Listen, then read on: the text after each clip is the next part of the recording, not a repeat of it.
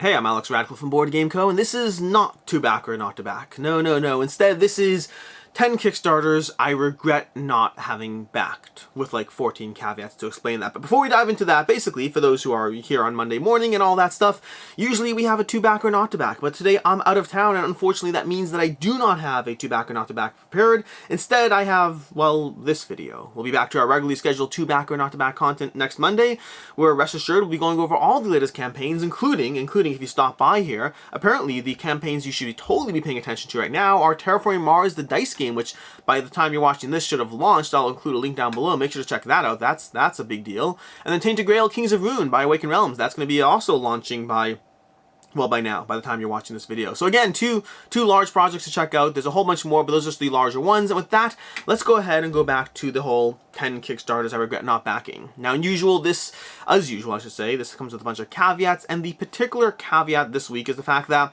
most of these games I've already either late pledged or backed or not backed or got later or got at retail or some such way. Most of these I've got to my hands on, not all of them just yet, because, well, most games that I regret backing, I do try to get my hands on them eventually. But these are campaigns that I passed on the campaigns while they were active. For some reason I said no at the time, and then I regretted it later, either before I still had a chance to late pledge or alternatively down the road. But these are 10 campaigns, 11 campaigns, I'm cheating as usual, 11 campaigns that I chose not to back and kind of wish I had and or got later.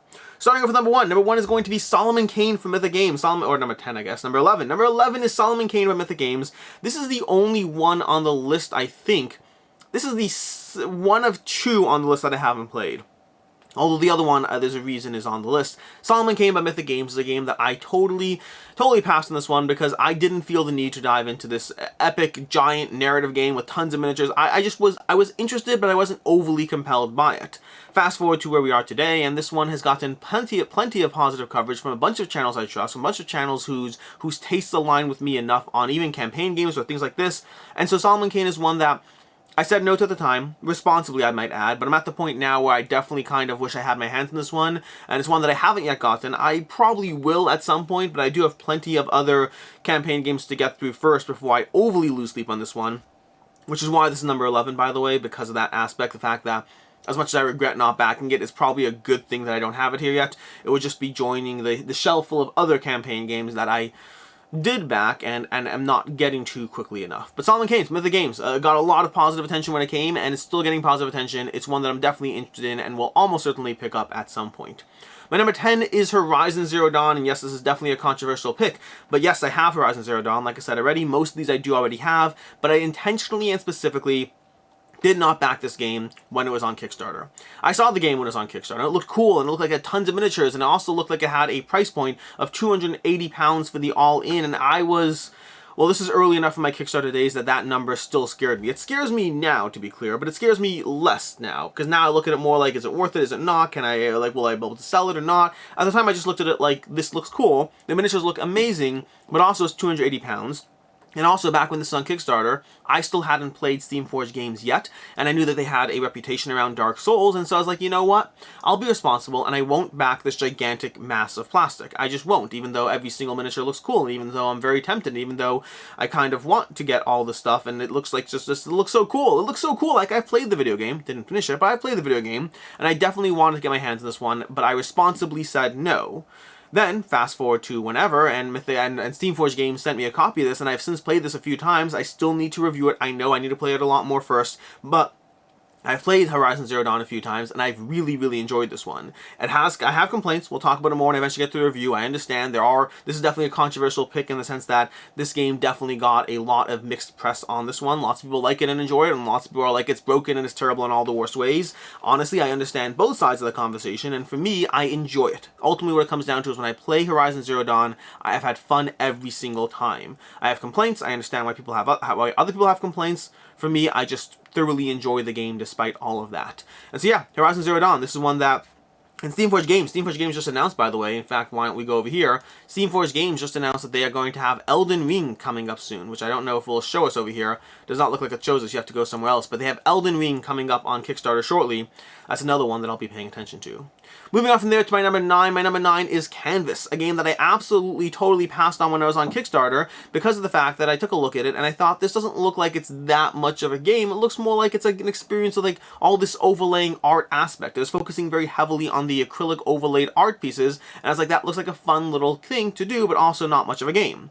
And to be fair, I hold that opinion even now after having played Canvas. The difference is I like the game around it. Despite the fact that the overlaying art thing is just a bit of a gimmick, the rest of the game is actually a solid puzzle of a game, making Canvas a game that is accessible to people who want to just do something fun and simple and looks pretty, but also a game that gives you a challenging enough experiment that there's a puzzle here, an optimization point-scoring puzzle here that is thoroughly enjoyable. This is one I picked up down the road after the first Kickstarter, and then when the second Kickstarter came along, I made sure to get my hands on that, because Reflections adds even more fun stuff to this game. I really enjoy Canvas. It's an excellent game from Road to Infamy. Thoroughly enjoy what they've done with this title, and just it's a really solid game that I regret not backing the original Kickstarter. Moving on to the Isofarian Guard, which is one that I did fortunately late pledge after having a chance to try this one.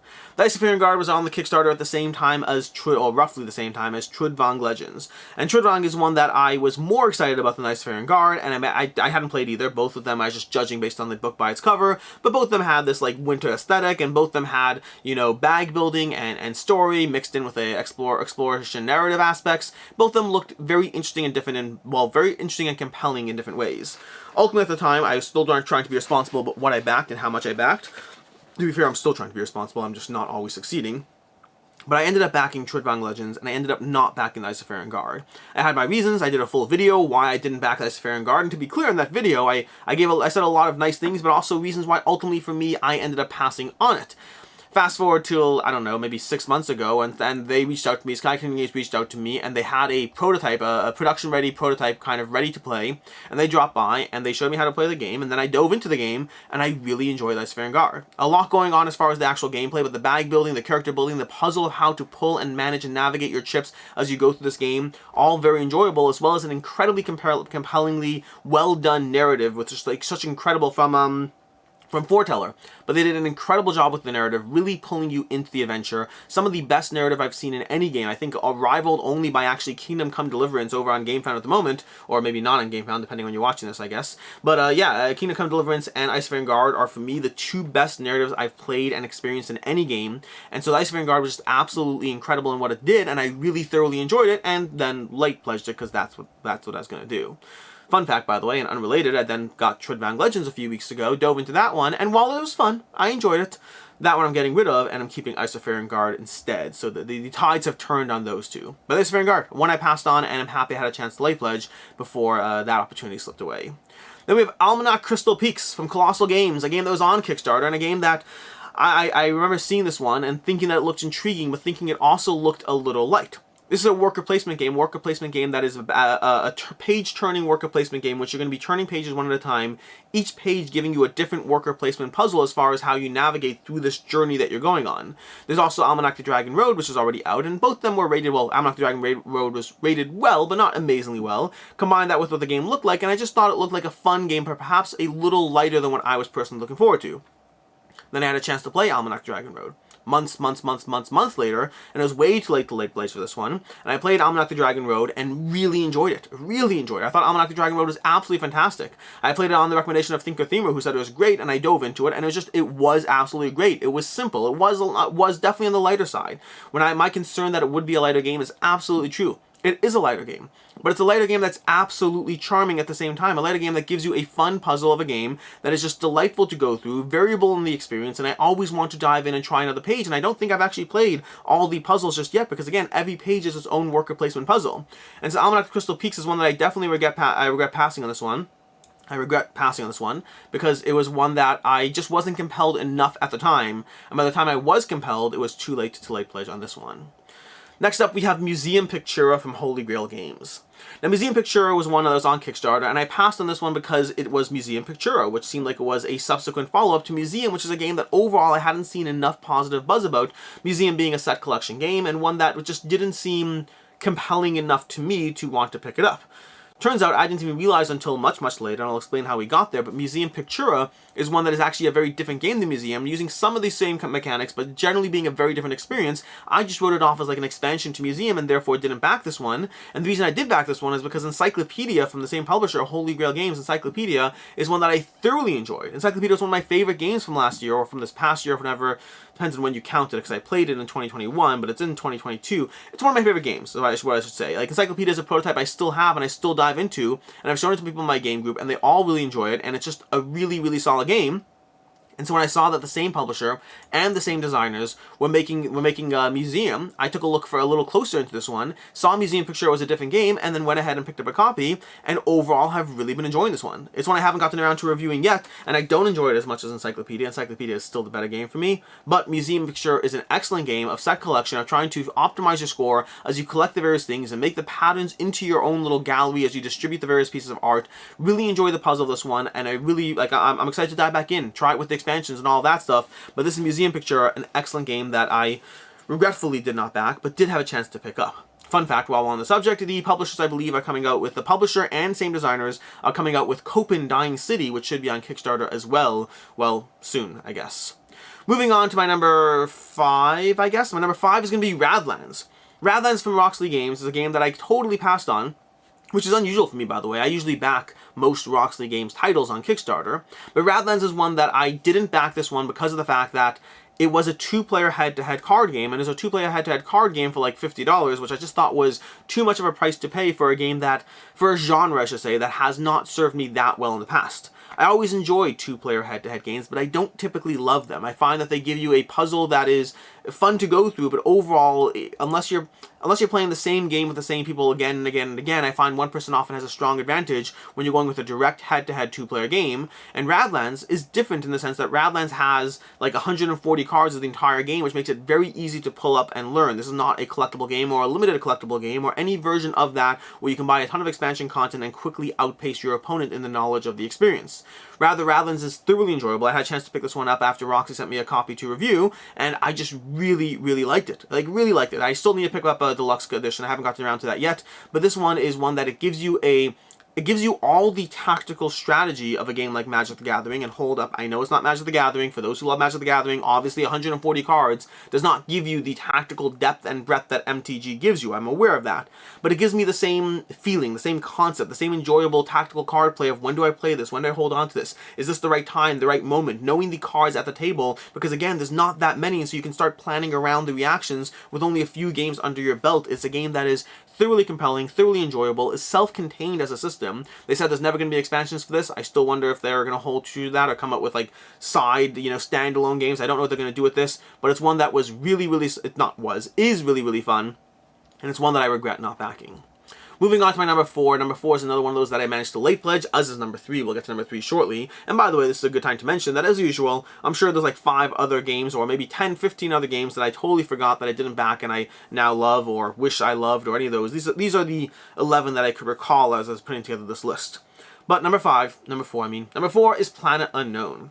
Planet Unknown, which is a game that I did not back, but had the opportunity to play a copy, like when I mentioned over with Isofarian Guard, where I did a why I didn't back it. When I first started doing YouTube content, I had a series of videos that I was doing where I covered why I backed a game or why I didn't back a game, covering games I hadn't had a chance to talk about on camera yet, but I wanted to go over my thoughts and process around it. And when I was doing Planet Unknown, I reached out to the creator and said, hey, I'd love to play the game so I can talk about it with a little bit more information as I talk about, why I didn't back this game. And so I played it. And then I promptly late pledged for the game because the game was absolutely delightful. Planet Unknown is a game that was so much fun, and I looked forward to it for like 2.5 years, and it finally showed up and has completely lived up to every expectation I had for it. It is a game that is a little bit on the lighter side, and there are aspects of it I wish were different, but the sheer accessibility, first of all, the player count aspect, the fact that this plays 1 to 6 players, and 6 players is just as fast because of the simultaneous polyomino selection. Meanwhile, you combine that with the planet variability and the corporation variability, gives it a fun, amazingly well done polyomino puzzle that I enjoy every single time I play it. It is variable, it is fun, it is accessible, it's simple, it plays in, an hour, hour and a half tops. It's just a solidly good game that I thoroughly enjoy. There are some aspects of how the polygons are fit together that I kind of wish there was a little bit more depth to some of the aspects to it, but it's one of those games that I'll be happy to keep playing this one again and again and again, just because of the player count, the player count variability, the accessibility, and then the variability from the corporations and the planets make Planet Unknown a game that I really like. And again, technically I regret not backing it, but I made up for that by late pledging for it instead. Which brings me to my number 3, which is kind of a repeat of the conversation, and these, by the way, are ranked in order of how much I regret not backing it versus till like all the way to the front. Again, with the caveat that some of these I got, but how much I like or wish I had gotten these games, I guess. Number 3 is Foundations of Rome, and this actually shouldn't be the Roads of Fortune printing, this should be the original one, but either way, Foundations of Rome. In fact, you know what, let's go ahead and pull up the actual campaign, the correct campaign, so we can do this right. But if we go to Foundations of Rome over here, Foundations of Rome from Arcane Wonders is one that was on Kickstarter a long time ago. I believe at the same time as Return to Dark Tower. And this is like when I was first getting into YouTube content, first doing my first videos. And it's one that I remember I had people asking me if I was backing this one. I was like, just no. Like it's $150. By the time you got everything, it's maybe $200 for a polyomino game with a bunch of fancy miniatures, and that just seems like too much for a game that looks too simple. I remember watching over on Geek and Sundry, Becca Scott playing through the game, and I just thought it looked fun, but not $200 fun. It looked like, I don't know, $35 Spring Meadow fun, like that kind of fun, and it just didn't seem compelling enough.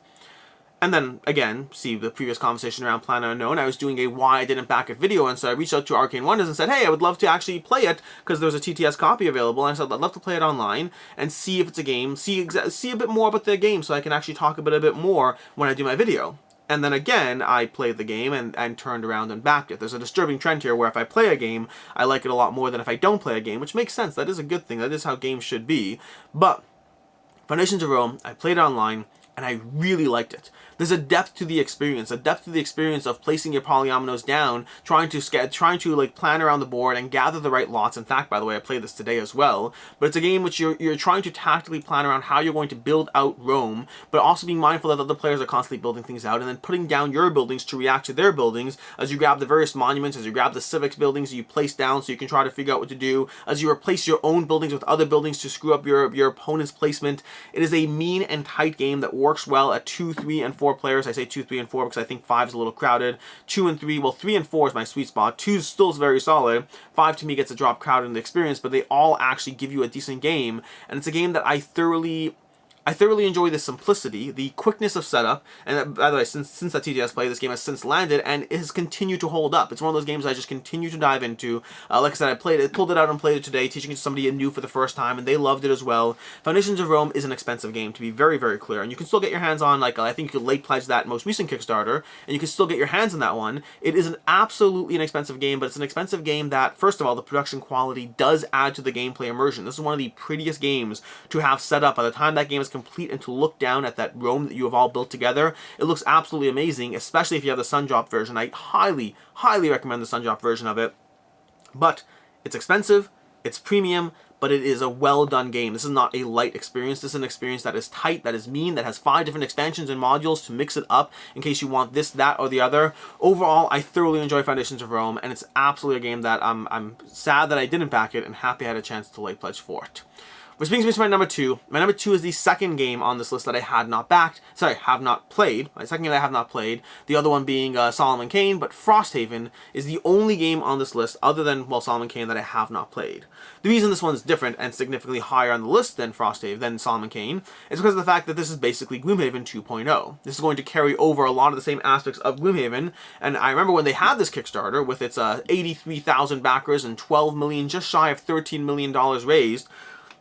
When they had this Kickstarter, I went on record as saying, hey, I'll just get it later.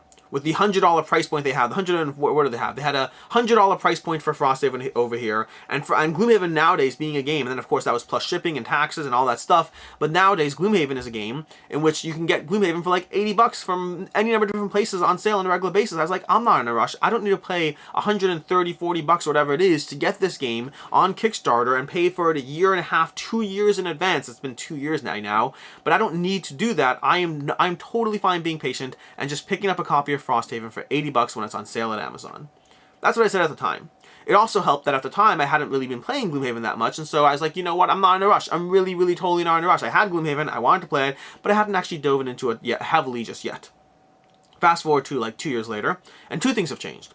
The first is that I'm now heavily playing Gloomhaven. I'm playing Gloomhaven online, really going through that one a lot over on Twitch, over on Camp Co-op, link down below. I'm playing through Gloomhaven 2 or 3 times a week right now and having a blast going through it and enjoying the puzzle, and I like the experience so ridiculously much, and I definitely want to have a copy of Frosthaven. Point number two is the fact that Frosthaven, since then, they basically continue to add content to the box, and they said, hey, you know that $150 MSRP we told you about? Forget that. That's not going to happen. It's going to be a $250 MSRP, but don't worry, you all paid for it already. You're all good. Just for other people in the future, it's going to be significantly more expensive.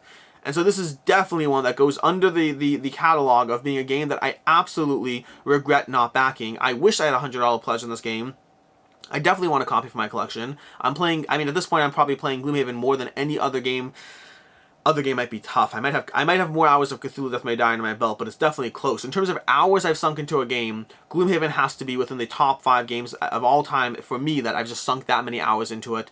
And it's one that I certainly don't mind having Frosthaven, and I will pick up Frosthaven. It's just that $160 MSRP, that went out the window. So yeah, I regret not backing this one. And brings me to my number one. Number one is a game that I do have, but I did not back the Kickstarter, and this is Roleplay Adventures. Roleplay Adventures from Thunderworks Games is another game that I went on Kickstarter at the time, and I was like, you know what, I just am not compelled enough. Roleplayer for me has always been a game that I liked but never loved, and this is expensive enough, and like, I just don't need to get a game that just didn't pull me in with how much actual choice or decision making there was in this game. It seemed like it focused more on the narrative than on the mechanics, and it's one that ultimately I just decided, you know what, I don't need to back this game. And then fast forward or rewind, or it depends whichever you want to put it, but like I finally got a copy of this one. For Thunderworks Games sent me a copy to cover a few weeks ago, or a month ago, yeah, a month ago or so, somewhere in that range. And this is another one that I've been diving into over on Twitch and going through it, and I've really been enjoying this one. This is a simple game, an accessible game. It's a game that doesn't give you that much in terms of the rules overhead. It's a game that is easy enough to learn and to table, but it's a solidly enjoyable game, which you're going through a bunch of adventure books, each adventure giving you just another scenario to go through. Scenarios taking you anywhere from an hour to 2.5 hours to run through a scenario, and there's like, I don't know, 10, 11, 12 scenarios in the book, in the game. But it's one that I just really enjoy, both the choose your own adventure. I really enjoy the simple storytelling. I really enjoy the mechanical aspect of trying to deal with the tests and the enemies you're fighting against. The way the game system runs is that you have your own hand of cards that are all used to manipulate dice. But then in the actual game, you have these enemies or these tests that come out, and so you have to grab certain dice and make them work. And it's all just about a dice manipulation puzzle as you and the other players work together to try to combine your hands of cards to figure out what you can actually do to make this system work. But it just works really well. I find the system is clean, it's elegant, it's rewarding when you actually go ahead and get that puzzle taken care of. You're slowly leveling up your characters, gathering more skills and buying more skills as you go through the experience. Overall, I really enjoy Roleplay Adventures. It's one that, and then of course is the Nephris's Judgment expansion. It gives you all these backstories that you can interweave from your very first game. If you have Roleplay Adventures, play with that expansion off the bat, or if you want, play your first tutorial episode of Roleplay Adventures and then integrate the expansion, since the expansion technically doesn't kick in until the second scenario anyway, so that means you have less rules overhead to deal with. But overall, Roleplay Adventures is one that I'm really, really solidly enjoying. Absolutely regret not having backed this one. It's a solid game that is just, I'm having a lot of fun with it. I'm having a lot of fun. It is on the lighter side. This is not Gloomhaven in terms of the tactical depth, but it is accessible, it is rewarding. I enjoy the story, I enjoy the choose your own adventure, I enjoy the sense of all the options on the table that we've lost. Whenever you go into an encounter, there's different outcomes and situations, and I can't go into without spoiling things, but we have lost so many things. You choose one path and another path closes behind you, and that sense of actual consequence to your choices is very present in this game. This is not a game where you can just choose option 1, then option 2, then option 3 and go through it that way. This is a game which the pathways close behind you as you go.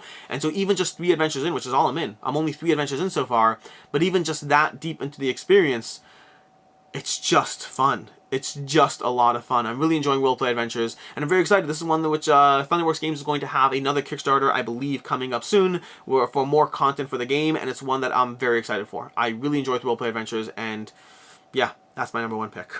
In any case, that is it. These are the 11 or so games that I regret not backing. Again, context matters and all these things. Most of these I've since picked up, but they're games that were on Kickstarter. I passed on them for one reason or another, and then eventually picked them up because I played them, I tried them, I liked them, something about them. There are a lot of games on Kickstarter, and I usually don't regret not backing certain games. Usually the games I get I'm very happy for. Sometimes I regret backing things, you know, maybe I shouldn't have gotten that game, maybe I was a bit too ambitious and I don't have enough time or space or interest in that game. But these are the 11 games that I wish I had backed at the time. In any case, until next time, I hope you enjoyed this video. We'll be back next week with our regular to back or not to back content. And as always, I'm Alex Radcliffe from Board Game Co. And I hope you have a good one.